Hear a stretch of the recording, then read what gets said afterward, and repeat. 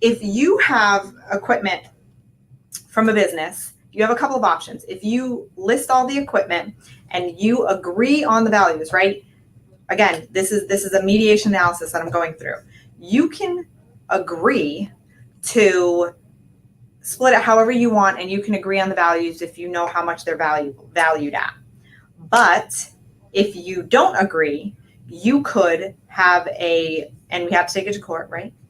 We would get a business evaluator, and that business evaluator would evaluate the value of the business itself and all of the equipment. So all of those things would end up being line items in our business evaluation. So then you would then know if both of you at the conclusion of your divorce, you want the value of the business and the assets in the business divided. You can't get anything, side note, right? Mm-hmm. Taking a sidetrack. Side note, you can't get anything that you don't ask the court for. Anyway, that you want the equipment to be split, that you tell the court that and how you would propose it to be split. This is where the hard lawyer work comes in, right? And we put this together so that we can tell the judge what we want and how we want it split and what the values are, and we'll have that competent, substantial evidence of what the value is.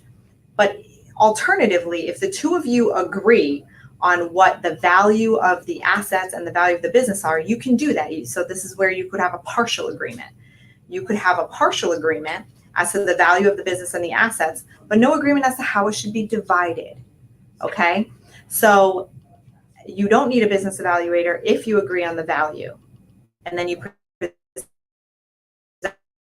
both of you present sides, and then you ask the judge to make an equitable division of them, and ask that the judge make an equitable division, not necessarily dividing them financially, but by actually making an equitable decision based on what equipment should go where, right? To whom all this equipment should go in conjunction with all of your other assets and liabilities, right? So all of these things, this is how it's going to be. The court is going to balance equitable distribution when you have a business with a lot of assets. So, he'll get the taffy machine and you get the milk butter machine, right? I don't know exactly what you guys might have, but you would have to come to me with that information, and those are your options, right? So full agreement, partial agreement, business evaluator, go all the way to trial, and the court will figure it out. If it is your intention that one person, that each of you are going to sprout up a new, I actually have a client, side note, squirrel. I actually have a client who had a chocolate business with her husband. I really did. Oh. And it was the most delicious chocolate. We did her divorce.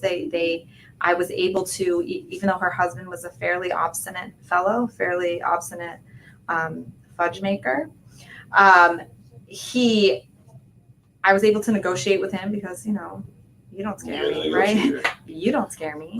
I'm like, he can't bully me. I'm like, I don't care what he thinks. Like, it's fine. It's fine. She was anxious, and we were really able. She really was the brains of the operation. I want to throw that one out there. She was the brilliant business mind. I absolutely love her. So we were able to negotiate that with them, and as a gift, when I finished up her divorce, she brought me this box of chocolates, and they were so delicious.